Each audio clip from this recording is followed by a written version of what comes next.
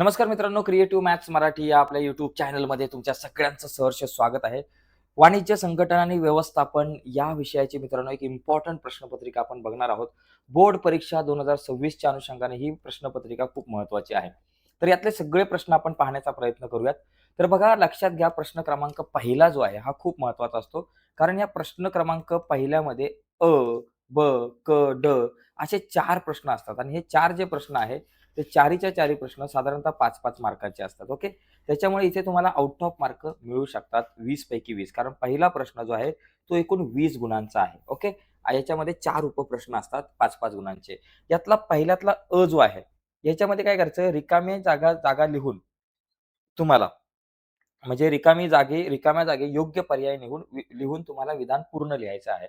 म्हणजे एक लक्षात घ्यायचंय, की 3 ऑप्शन आहे. 3 पैकी 1 ऑप्शन आपला बरोबर आहे हे आपल्याला माहिती आहे. पण काही मुलं काय करतात, आता उदाहरणार्थ हा एक प्रश्न आहे, की बाबा उत्पादनाच्या विविध बाबींवर नियंत्रण ठेवण्यासाठी एफ.डब्ल्यू. टेलर यांनी एकूण टिंब-टिंब फोरमन सांगितले.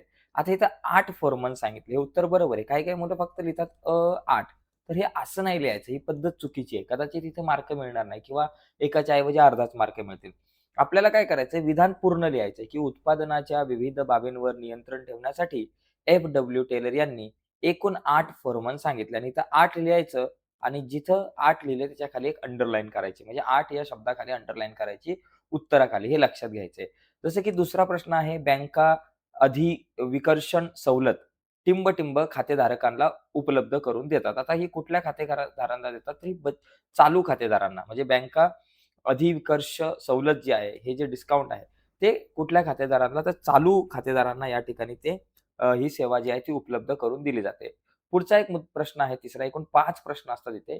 ऑनलाईन व्यवहार करण्यास टिंब-टिंब आवश्यक असते. तर याचं उत्तर तुम्ही अभ्यास न करता पण देऊ शकताय. जर तुम्हाला ऑनलाईन व्यवहार करायचा असेल, तर तुम्हाला नोंदणी करावी लागते अगोदर. नोंदणी केल्यानंतरच तुम्ही ऑनलाईन व्यवहार करू शकताय. ओके. पुढचा मुद्दा, व्यवसाय संघटनांनी टिंब-टिंब आरोग्याचे रक्षण करावे व सुरक्षिततेची साधने पुरवावीत. आता कोणाला बाबा? मालकांच्या आरोग्याचे रक्षण करावे, कर्मचाऱ्यांच्या करावे का गुंतवणूकदारांच्या? तर व्यवसाय संघटनांनी मुख्य करून त्यांच्याकडे कामाला असणारे जे काही कर्मचारी आहेत, तर या कर्मचाऱ्यांच्या आरोग्याचे संरक्षण करणं गरजेचं आहे आणि त्यांच्या सुरक्षिततेची साधने त्यांना पुरवणं गरजेचं आहे. ठीक आहे. तर याचं उत्तर येईल कर्मचाऱ्यांच्या. आणि शेवटचा प्रश्न आहे, ज्याचं प्रश्नाचंच उत्तर आहे. जसं की जिल्हा ग्राहक आयोगाचे अध्यक्ष टिंब-टिंब असतात. जिल्हा न्यायाधीश, उच्च न्यायाधीश, उच्च न्यायालय न्यायाधीश की सर्वोच्च न्यायालय न्यायाधीश. तर ही दोन्ही उत्तरं नसणार आहे. तर जिल्हा ग्राहक आयोगाचे अध्यक्ष हे जिल्हा न्यायाधीशच असणार आहे. त्याच्यामुळे जिल्हा न्यायाधीश हे आपलं उत्तर बरोबर आहे. तर इथे तुम्हाला प्रत्येकाला 5 पैकी 5 प्रश्न तुम्हाला मिळू शकतात. तर पहिल्यातला अ खूप सोपा आहे. आता ब जर तुम्ही विचार केला तर जोड्या जुळवायच्यात तुम्हाला. अ गट आणि ब गट. इथे अ गटामध्ये 5 तुम्हाला या ठिकाणी शब्द दिले जातील, 5 घटक दिले जातील आणि ब गटमध्ये काही इतर 10 घटक दिले जातील आणि यापैकी योग्य जोड्या निवडायच्या. जसं की निर्देशन म्हणजे काय? तर निर्देशन म्हणजे काय? तर निर्देशनचा अर्थ बघा इथे तुम्हाला येईल, की ही एक प्रक्रिया आहे जी सूचना, बघा सूचना म्हणजेच निर्देशन करणे, मार्गदर्शन, संवाद आणि प्रेरणा देते. तर इथं 9 ऑप्शन बरोबर आहे. कशाला? एला हा 9 नंबरचा ऑप्शन. दुसरा, गोदाम कशासाठी वापरतात? गोदाम बघा, गोदामाचा जर तुम्ही विचार केला, तर गोदाम एक विक्रेता तर नाहीये. एक प्रक्रिया ज्यात भरती, निवड, रुजू होणे व मोबदला ठरवला जातो, हे पण नाहीये. कर्जफेडीची क्षमता पण गोदामामध्ये येणार नाहीये. तर गोदाम, रस्ते वाहतूक पण येणार नाही. समय उपयोगिता हा घटक जो आहे तो मध्ये येऊ शकतो. तिसरा, बाह्य सेवा. बाह्य सेवा जो घटक आहे त्याला कुठली जोडी आहे? तर बाह्य सेवा बघा इथे दिलंय, बाह्य सेवा. व्यवसाय प्रक्रिया बाह्य सेवा, बी आपण म्हणू शकतो. ठीक आहे.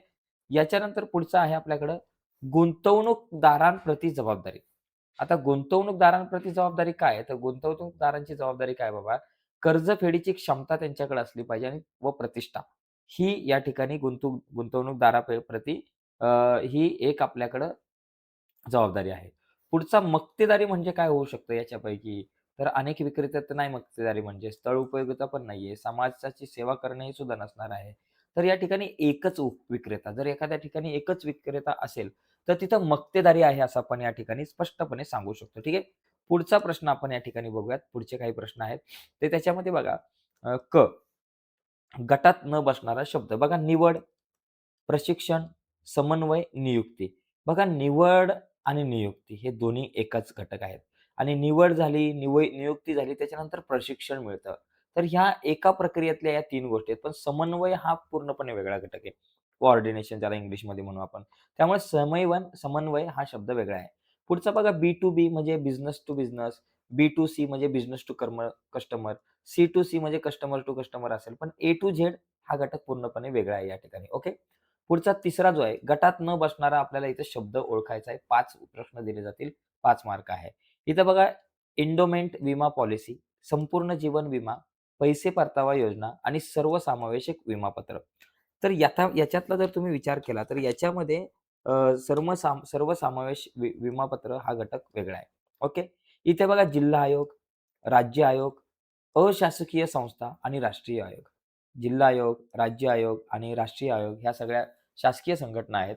परंतु अशासकीय संस्था एन-जी-ओ जी आहे ती अशासकीय संघटना आहे किंवा शासकीय संस्था आहेत. बाकी सगळ्या शासकीय संस्था आहेत. तर या ठिकाणी एन-जी-ओ हा जो घटक आहे तो वेगळा आहे. बघा प्राथमिक बाजार, द्वितीयक बाजार, किरकोळ बाजार आणि मुदत बाजार.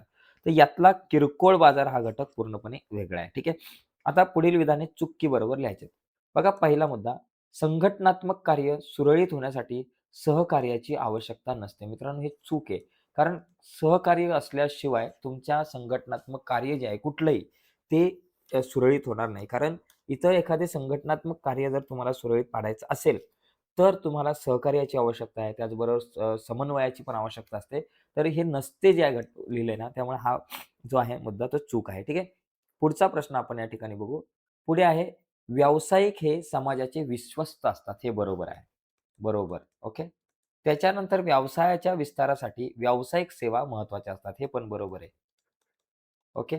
ग्राहक संरक्षण कायदा उत्पादकास संरक्षण देतो. हे चूक आहे. उत्पादकास नाही, तो ग्राहकांना संरक्षण देत असतो. उत्पादकांना संरक्षण तो कसं देणार? ओके. ग्राहकांना संरक्षण देण्यासाठीच संरक्षण कायदा जो आहे, ग्राहक संरक्षण कायदा जो आहे, त्याची निर्मिती करण्यात आली. मार्केट हा शब्द ग्रीक भाषेतील मार्केट्स या शब्दातून आलेला आहे. हे चूक आहे. ओके. पुढचा बघा या ठिकाणी प्रश्न क्रमांक 2 याच्यामध्ये संज्ञा किंवा संकल्पना स्पष्ट करा. असा प्रश्न येतो. याच्यामध्ये बघा एकंदरीत 6 दिलेले आहेत. 6 पैकी तुम्हाला कुठलेही 4 प्रश्न या ठिकाणी सोडवायचे असतात. ठीक आहे. तर 6 पैकी नेमके तुम्ही कुठले 4 प्रश्न सोडवाल, जे तुम्हाला प्रश्न येतात व्यवस्थित ते तुम्ही सोडवाल. जसं की घाऊक बाजारपेठ आहे. इथं संज्ञा स्पष्ट करायची. साधारणतः 2 ते 4 मुद्दे तुम्हाला इथं लिहिणं अपेक्षित आहे. आता घाऊक बाजारपेठ म्हणजे काय? तर घाऊक बाजारपेठ म्हणजे ज्या बाजारपेठेमध्ये मोठ्या प्रमाणामध्ये वस्तूंची खरेदी-विक्री कमी दरामध्ये केली जाते. काय? मोठ्या प्रमाणात वस्तूंची खरेदी-विक्री कमी दरामध्ये केली जाते. त्या त्या बाजारपेठेला ती जी बाजारपेठ आहे ती घाऊक बाजारपेठ असते. हे तुम्हाला माहिती आहे आणि मग बाकी तुम्ही लिहू शकता, की बाबा घाऊक बाजारपेठांमध्ये घाऊक व्यापारी उत्पादकांकडून मोठ्या प्रमाणात मालाची खरेदी-विक्री करतात. ओके. व नंतर किरकोळ व्यापाऱ्यांना त्यांच्या गरजेनुसार त्याची विक्री करतात. आता याच्यावरती मी तुम्हाला जास्त बोलणार नाही. या प्रश्नाची उत्तरं देण्याच्या भानगडीत पडणार नाही. मी तुम्हाला फक्त समजून सांगतो काही मुद्दे. कारण आपल्याकडे इतकासा वेळ नाही. आपण या प्रत्येक घटकावरती नंतर डिटेलमध्ये चर्चा करणार आहोत. पुढचा बघा परमोच्च विश्वासाचे तत्व, त्याचबरोबर परिवेष्टन, संवेष्टन व लेबलिंग. ओके. जनहित याचिका म्हणजे नेमकं काय? आणि अधिकार साखळीचे तत्व आणि त्याचबरोबर सेवा म्हणजे काय? तर या 6 पैकी तुम्हाला 4 प्रश्नांची उत्तरं लिहायची आहेत. 8 मार्क मिळतील. प्रश्न क्रमांक 3 जो आहे ना बघा, खालील घटना किंवा प्रसंगांचा अभ्यास करून आपले मत लिहा. इथं तुम्हाला 3 घटना किंवा 3 प्रसंग दिले जातील. तर यावर तुमचं मत जसं की श्री संजय हे व्यावसायिक आहेत. बरोबर. त्याचबरोबर त्यांचे पुणे आणि नाशिक येथे या 2 ठिकाणी या दोघांचे सुद्धा कारखाने आहेत. ओके. पुढचा मुद्दा आहे की श्री संजय हे कुटुंबासह पुण्यामध्ये स्थायिक असून त्यांना 5 व 8 वर्ष वयाच्या 2 मुली आहेत. ओके. एक मुलगी 5 वर्षाची, एक मुलगी 8 वर्षाची. पहिला मुद्दा आहे, श्री संजय हे त्यांच्या पत्नी व मुलींसाठी जीवन विमा घेऊ शकतायत काय? तर काय वाटतं तुम्हाला? तर लक्षात घ्या, या ठिकाणी जर तुम्ही विचार केला तर संजय जे आहेत ना, हे त्यांच्या पत्नीसाठी पूर्ण जीवन विमा म्हणजे त्यांची जी पत्नी आहे, त्या पत्नीसाठी ते जीवन विमा घेऊ शकताय. पूर्ण जीवन विमा घेऊ शकताय किंवा एंडोमेंट विमा ते घेऊ शकताय. व 2 मुलींच्या भविष्यासाठी बाल विमा घेऊ शकताय. मुलींच्या भविष्यासाठी काय बाबा? बाल विमा घेऊ शकतायत. विमा घेऊ शकतायत. ओके. बाल विमा. तर ते विमा घेऊ शकताय त्यांच्या पत्नीसाठी. फक्त पत्नीसाठी ते घेऊ शकतायत बाबा संपूर्ण जीवन विमा आणि त्यांच्या मुलींसाठी बाल विमा घेऊ शकतायत लहान मुलांचा. आणि दुसरा एक प्रश्न आहे, श्री संजय हे त्यांच्या कारखान्यासाठी सागरी विमा घेऊ शकतायत काय? आता हा सागरी विमा बघा त्यांच्या कारखान्यासाठी जर आता इथं आपण जर बघितलं ना, तर श्री संजय यांचा व्यवसाय पुणे आणि नाशिक या 2 ठिकाणी आहे. या 2 ठिकाणी असल्याने त्यांना सागरी विमा घेता येणार नाही. एका ठिकाणी असता तर कदाचित घेतला असता. आगीमुळे कारखान्याच्या होणाऱ्या नुकसानीच्या भरपाईसाठी श्री संजय कोणत्या प्रकारचा विमा घेऊ शकतात? तर बघा श्री संजय यांचा जर विचार केला ना, तर ते तरल अग्नी विमा घेऊ शकतात. कुठला? तरल अग्निविमा. तरल अग्निविमा जर आग लागत असेल, आगीपासून संरक्षण मिळण्यासाठी जर ॲक्चुअली कारखान्याच्या प्रत्येक कारखान्यांसाठी हा विमा खूप महत्त्वाचा असतो. जेणेकरून आपल्या कारखान्यामध्ये जर आग लागली किंवा मोठा जर का आग वगैरे लागली तर अशा प्रकारचा विमा खूप कामी येतो. ठीक आहे. पुढचा मुद्दा बघा. श्री जय www.flipkart.com flipkart.com या वेबसाईटवरून काही भेटवस्तू ऑनलाईन खरेदी करतात. ओके. त्याच वेळी शीतल ई-बाय या वेबसाईटवरून भेटवस्तू खरेदी करतात. ओके. तर हा व्यवहार ओळखा. आता या ठिकाणी बघा, Flipkart या कंपनीकडून डायरेक्टली कोण घेतंय? तर श्री जय घेतात. Flipkart या कंपनीकडून. ओके. आणि दुसरा मुद्दा जो आहे त्याच वेळी शीतल जी आहे ना, ई-बाय या वेबसाईटवरून म्हणजे ह्या 2 वेगवेगळ्या प्रकारच्या वेबसाईटवरून 2 वेगवेगळ्या प्रकारचे व्यक्ती व्यवहार करत आहेत. आता या ठिकाणी पहिला प्रश्न आहे, C2C सोबत संबंधित वेबसाईट कुठली? C2C संबंधित. तर बघा ई-बाय.कॉम जे आहे किंवा OLX.com जे आहेत ना, ह्या ज्या वेबसाईट आहेत, त्या डायरेक्ट ग्राहक ते ग्राहक म्हणजे C2C या ग्राहक ते ग्राहक ई-बाय असेल किंवा तुमची OLX.com जरी असली, तर ह्या डायरेक्ट तुमच्या ग्राहक टू ग्राहक. आता OLX.com वरती सुद्धा जुन्या वस्तू असतात. त्या जुन्या वस्तू एक ग्राहक जो आहे तो आपल्या वस्तूचं जुनी वस्तू असेल, कपाट असेल, तिची डिटेल्स त्या वेबसाईटवरती टाकतो आणि दुसरा एखादा ग्राहक आहे, त्याला जर ती वस्तू घ्यायची असेल, तर तो डायरेक्टली त्या व्यक्तीशी संपर्क साधतो. ज्या व्यक्तीची ती वस्तू आहे. म्हणजे हे दोघे सुद्धा त्या एकाच कंपनीचे ॲक्चुअली ग्राहक असतात. म्हणजे ही जी आहे ना ती सी टू सी संबंधित वेबसाईट कुठली तर ई-बाय या ठिकाणी तुम्ही लिहू शकताय. पुढचा मुद्दा आहे बी2सी सोबत संबंधित वेबसाईट कुठली? तर फ्लिपकार्ट ही तुमची जी वेबसाईट आहे ती बी2सी बिझनेस टू कस्टमर. तर याच्यामध्ये एक लक्षात घेणं गरजेचं आहे.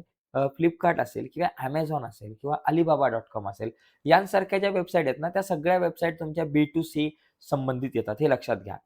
श्री जय यांनी ऑनलाईन व्यवहार करताना कोणती पहिली अवस्था अनुकरण करावे? एक लक्षात घ्यायचंय, की श्री जय हे जे आहेत, यांना जर का ऑनलाईन व्यवहार करायचा असेल, तर पहिली जी पायरी आहे, त्यांना Flipkartवरून ऑनलाईन व्यवहार करायचा असेल किंवा Amazonवरून करायचा असेल, तर तिथे त्यांना नोंदणी करणं आवश्यक आहे. पहिली त्यांना नोंदणी करणं आवश्यक आहे. म्हणजेच रजिस्ट्रेशन करणं गरजेचं आहे. जर त्यांनी रजिस्ट्रेशन नाही केलं, तर त्यांना ह्या सगळ्या गोष्टी त्यांना तिथून खरेदी करता येणार नाही. म्हणजे सुरुवातीला रजिस्ट्रेशन करावं लागतं. आपलं नाव, आपला पत्ता, आपला फोन नंबर इत्यादी माहिती भरावी लागते. नंतर ओ-टी-पी घेऊन वन टाईम पासवर्ड टाकून त्या सगळ्या गोष्टी व्यवस्थित लॉग इन होतात. ओके. तर या गोष्टी तुम्ही समजून घेतल्या पाहिजे. ह्या ज्या काही प्रश्न आहेत ते तुमच्या व्यवहाराशी निगडीत रेग्युलर जीवनात उपयोगी पडणारे काही प्रश्न इथे विचारले गेलेले आहेत. तिसरा प्रश्न आहे, यशवंत कंपनी लिमिटेड आपल्या महिला कर्मचाऱ्यांना त्यांच्या लहान बालकांसाठी पाळणाघर व घरी थांबूनच काम करण्याची सवलत देते. जरी ते कामगार संघटनेचे सभासद असले तरी व्यवस्थापन निर्णय घेण्यापूर्वी त्यांच्या सूचनांची दखल घेते. बघा आता नीट प्रश्न पहिला समजून घेणं गरजेचं आहे, की यशवंत कंपनी लिमिटेड जी आहे, ती आपल्या महिला कर्मचाऱ्यांना म्हणजे जे कर्मचारी यशवंत लिमिटेड या कंपनीत काम करतात. तर ते काय करतात आपल्या महिला कर्मचाऱ्यांना त्यांच्या लहान बालकांसाठी पाळणा घराची उपलब्धता करून देतात. त्याचबरोबर घरी थांबून काम करण्याची सवलत देतात. म्हणजे वर्क फ्रॉम होम करा असं म्हणतात. जरी ते कामगार संघटनेचे सभासद असले तरी. ओके. जरी ते कामगार संघटनेचे सभासद असले तरी सुद्धा व्यवस्थापन निर्णय घेण्यापूर्वी त्यांच्या सूचनांची दखल घेते. ओके. व्यवस्थापन जे आहेत काय करतात, की निर्णय घेण्यापूर्वी त्यांच्या सूचनांची दखल घेते. आता बघा, या पद्धतीत प्रश्न काय आहे? या पद्धतीचे काम करून ते कोणत्या घटकांविषयी सामाजिक जबाबदारी पार पाडतात? बघा लक्षात घ्या, कर्मचाऱ्यांच्या कामाचं जे काही स्वरूप आहे, त्याचबरोबर कर्मचाऱ्यांची एकूण परिस्थिती पाहून कंपनी सामाजिक जबाबदारीची भूमिका पार पाडते. कसली? सामाजिक जबाबदारीची भूमिका पार पाडत आहे आपल्याला या ठिकाणी दिसते. ओके. हां. तर इथे दुसरा मुद्दा आहे. बघा या पद्धतीवरून काम करून ते कोणत्या घटकाविषयी अ, जबाबदारी पार पाडत आहे. कोणत्या घटकाविषयी? तर कर्मचाऱ्यांच्या कामाचे स्वरूप आणि कर्मचाऱ्यांची एकूण परिस्थिती पाहून कंपनी सामाजिक जबाबदारीची भूमिका पार पाडत आहे. एवढं तुम्ही लिहू शकता. दुसरा मुद्दा, ते कोणती मूल्ये निर्देशित करतात? तर सामाजिक मूल्य जपतात हे. कुठली सध्या सामाजिक मूल्य जपत आहेत असं तुम्ही या ठिकाणी लिहू शकता. सामाजिक मूल्य. सामाजिक मूल्य ते जपत आहेत असं आपल्याला या ठिकाणी दिसतंय. आणि पुढचं आहे, वरील घटनेमध्ये मालक कोणत्या प्रकारच्या जबाबदारीचे अनुसरण करतात? मालक जे आहेत, ते कोणत्या जबाबदारीचे? तर इथं बघा, कामगार संघटनेचे सभासद होणे हा कामगारांचा हक्क आहे. ओके. व तो कंपनीला मान्य आहे. कंपनी कामगार संघटनेला मान्यता देत आहे. कामगार संघटना स्थापण्यापासून म्हणजे स्थापन झाल्यापासून कंपनी त्यांना अडवत नाहीये. ओके. आणि त्याचप्रमाणे विविध जबाबदाऱ्या कंपनी पूर्ण करीत आहे असं आपण या ठिकाणी म्हणू शकतो. तर इथे असे जे प्रश्न आहेत, ते प्रश्न त्या प्रश्नांची उत्तर सोडवत असताना तुमच्या पुस्तकातल्या सगळ्या संकल्पना तुम्हाला नीट माहिती पाहिजे. त्या जर माहिती असतील तर या प्रकारच्या प्रश्नांची उत्तर तुम्ही आरामात लिहू शकताय. पुढचा मुद्दा आहे, फरक स्पष्ट करा. बघा, राज्य आयोग आणि राष्ट्रीय आयोग. आता या ठिकाणी फरक स्पष्ट करताना आपल्याला 2 मुद्दे असे या ठिकाणी समोर लिहायचे आहेत, की बाबा राज्य आयोग तुम्ही लिहिलं. राज्य आयोग लिहायचं एका ठिकाणी आणि दुसऱ्या ठिकाणी तुम्ही लिहू शकताय राष्ट्रीय आयोग. राष्ट्रीय आयोग. ओके. हे अशा प्रकारे तुम्ही एक टेबल तयार केल्यानंतर मग खाली मुद्दे लिहा बाबा. पहिला मुद्दा काय बाबा, की बाबा ग्राहकांच्या तक्रारी संबंधी निवारण करण्यासाठी राज्य शासनाकडून राज्य स्तरावरती जो आयोग स्थापन केला जातो त्याला आपण राज्य आयोग म्हणतो, बरोबर? आणि त्याचबरोबर राष्ट्रीय आयोग म्हणजे काय बाबा, ग्राहकांच्या तक्रारीचं निवारण करण्यासाठी राष्ट्रीय स्तरावर जो आयोग स्थापन केला जातो त्याला आपण राष्ट्रीय आयोग म्हणतो. अशा प्रकारे साधारणतः तुम्हाला 4 मुद्दे तरी आले पाहिजेत. कारण इथे 3 प्रश्न सोडवायचे आहेत. एका प्रश्नाला 4 मार्क.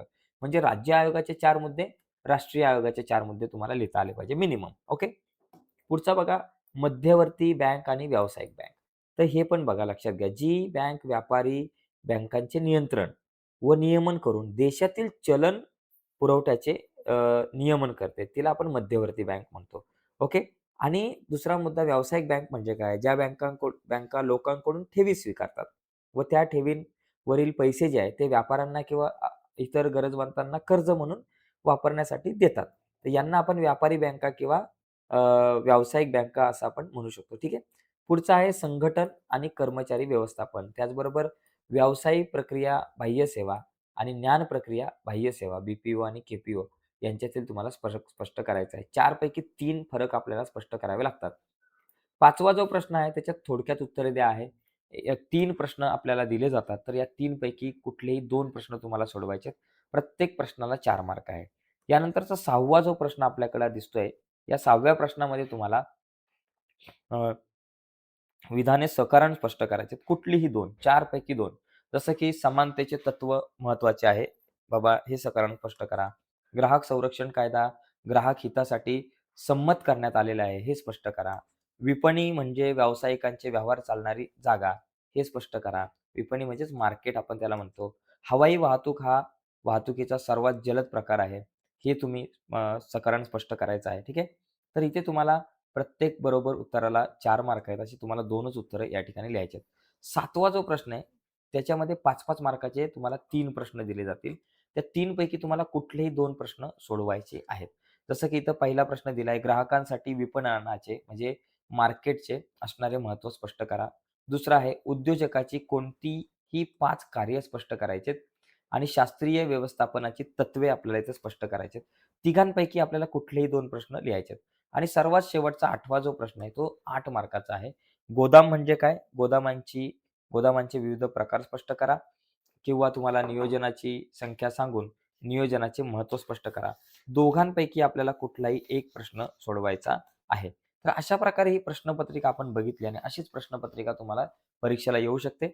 आता जर तुम्हाला ही प्रश्नपत्रिका हवी असेल आणि इतरही तुम्हाला प्रश्नपत्रिका हव्या असतील या विषयाच्या आणि इतर विषयांच्या सुद्धा प्रश्नपत्रिका हव्या असतील, तर या व्हिडिओच्या खाली डिस्क्रिप्शनमध्ये मी लिंक दिली. त्या लिंकवर क्लिक करून तुम्ही या विषयाची आणि इतर सर्व विषयांच्या प्रश्नपत्रिका डाउनलोड करू शकताय.